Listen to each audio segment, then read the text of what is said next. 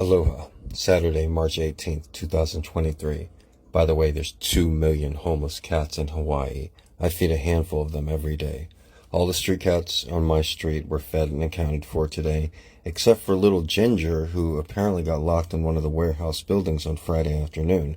She must have slipped in through an open door as the workers were leaving for the weekend. She was crying her little heart out as I was feeding the other cats, but there wasn't much I could do.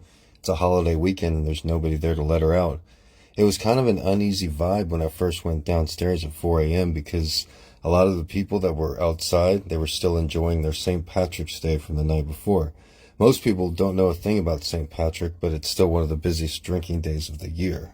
There were some people standing around loitering, and they had obviously been up all night. Another guy was illegally parked working on his car. He was exchanging some huge part at 4 a.m. for another part on a Saturday morning at 4 a.m. This particular gentleman was shirtless and looked like he had been at the car repair for some time because his tattoos were covered in oil and grease. The trash man came a little bit after that, early in the feeding, and me and the cats gave him plenty of room, the trash truck, because the dumpster is actually overflowing and only has 3 wheels. I picked up the rubbish that flew everywhere just to, do a good deed, and I put it in the dumpster after he left. But, One-Eyed and some of the cats, they actually hide under the dumpster when it's raining really hard. So when it has 3 wheels, sometimes they'll fall and it could hurt them.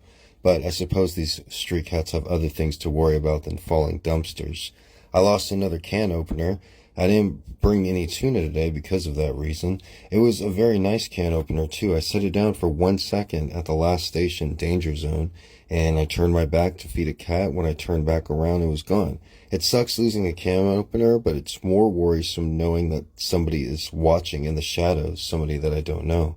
I've had to use my pepper spray on humans a few different times since I started my operation, and I'm pretty sure I'm going to have to use it again.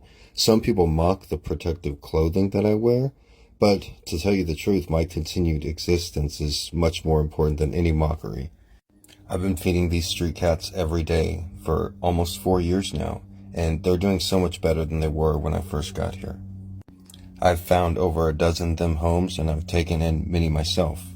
When I was done feeding my regular colony today, I waited until the sun came up and went down the street and fed PK.